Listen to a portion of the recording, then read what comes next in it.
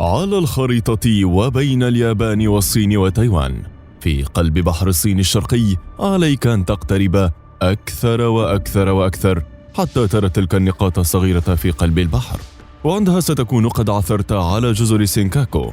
فعلى الرغم من صغر حجمها، لكنها قد تشعل حربا عنيفة بين طوكيو وبكين، وقد ترسل من أجلها واشنطن سفنها وبوارجها الحربية لتشعل منطقة جديدة في العالم. تلك هي البداية، وتعال لنكمل لك حكاية البقعة التي قد تكون نقطة الحرب الجديدة لعام 2022.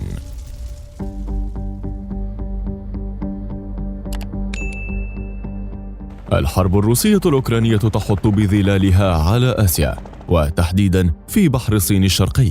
اليابان تستشيط غضبا من الصين وتهدد بحرب مفتوحة في حال استمرت الاستفزازات، وبكين تقول أن كل الحق لديها. في أوائل يونيو من عام 2022 رصدت اليابان سفنا حربية روسية وصينية أبحرت أمام المياه الإقليمية لليابان، وذلك حول جزر سينكاكو المتنازع عليها مع الصين. وعلى الرغم من عدم تسجيل أي حادثة مواجهة أو اعتداء، إلا أن طوكيو قدمت احتجاجا لبكين على الحادثة، وقالت أنها مستعدة للرد بحزم لكن بطريقة هادئة ضد أي تحرك مماثل. بكين من جانبها ردت بالقول أن طوكيو ليس لديها الحق بالإدلاء بتلك التصريحات، والتي وصفتها بغير المسؤولة، مؤكدة على حقها بتلك الجزر، حيث قال المتحدث باسم الخارجية الصينية تشاو ليجيان أن جزر دياويو والجزر التابعة لها هي أراضٍ صينية، وأن أي نشاط عسكري صيني قربها يعتبر مشروعا بالكامل.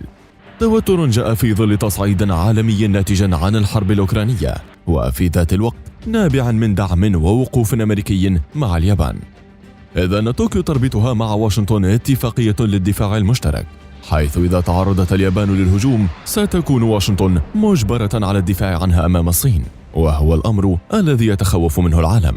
فالتوتر على تلك الجزر الصغيرة لن يقتصر على دولتين، كما أن الحادثة شهدت وجود سفن روسية، ما يعني أن الصراع أو الحديث بشكل أصح هو بين روسيا والولايات المتحدة، وليس اليابان والصين فقط، ما يرفع حالة التأهب أكثر في المنطقة. فالجزر الصغيرة التي تتنازع عليها الدولتان ومعهم تايوان تملك قصة طويلة من الصراع والتجاذبات تعود لأكثر من 100 عام من اليوم، ولم ينتج عنها أي تطور أو إثبات حقيقي.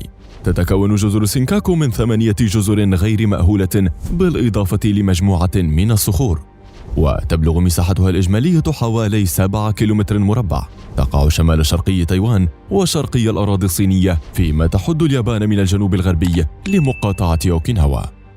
ووفق ما تقول هيئة الإذاعة البريطانية BBC، فإن الجزر تتمتع بموقع مهم، وذلك لقربها من ممرات استراتيجية للتجارة، كما تعتبر موقعا مهما للصيد. ولكل دولة رواية مع تلك الجزر، فاليابان تقول أنها أجرت دراسات على مدى 10 سنوات تأكدت من خلالها أن الجزر لم تكن مأهولة بالسكان. وبعد تلك الدراسات، وتحديدا في 14 من يناير عام 1895، ضمت تلك الجزر لأراضيها لتكون من ضمن مقاطعة أوكيناوا. لكن بعد هزيمتها في الحرب العالمية الثانية تنازلت عن بعض الأراضي والجزر، ومنها تايوان، لكن جزر سينكاكو وضعت تحت الوصاية الأمريكية حتى تمت إعادتها للسيادة اليابانية عام 1971. وتقول طوكيو أن الصين لم تعترض أبدا في السابق على ضم الجزر لها، لكنها أظهرت اعتراضا شديدا بعد اكتشاف النفط فيها عام 1970، ثم انضمت لها تايوان بذلك الاعتراض.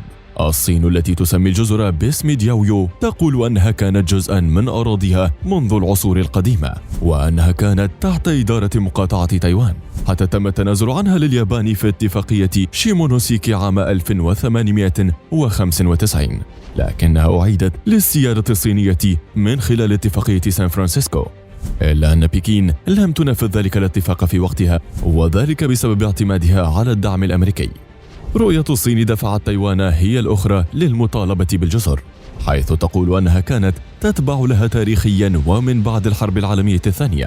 لكن بين كل تلك التصريحات والأحاديث تبقى الجزر تحت السيادة اليابانية وبحماية أمريكية خالصة.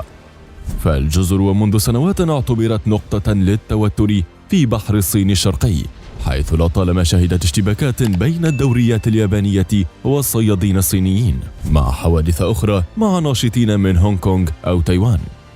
لكنها اليوم أمام مشهد لم يحدث من قبل، فهو توتر عسكري بين أقوى الدول وأعنفها. فهل تشعل جزر سينكاكو شرارة الحرب العالمية الجديدة؟